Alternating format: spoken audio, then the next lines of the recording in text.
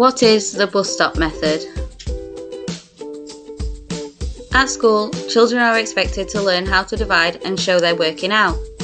The method most commonly taught of doing this in the UK is the bus stop method. Let's say your child asks you how to do this question.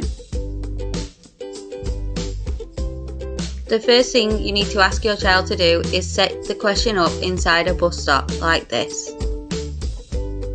The most complicated part of the bus stop method is knowing what that means, and it literally means to keep the number you're dividing by outside of the bus stop. Then your big number goes inside, waiting for the bus. Now we have our bus stop, we need to take this one number at a time.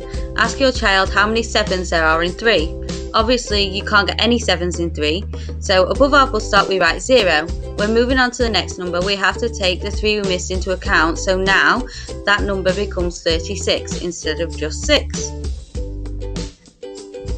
We have 36 divided by 7, which is 5, with a remainder of 1, as 5 7s are 35, meaning we have 1 left over.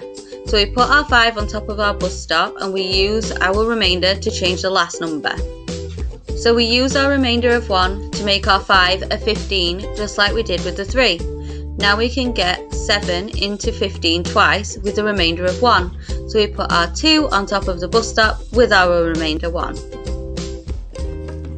So now we have our answer, 52 with a remainder of 1, or 52.1 if your child's in year 7 or above.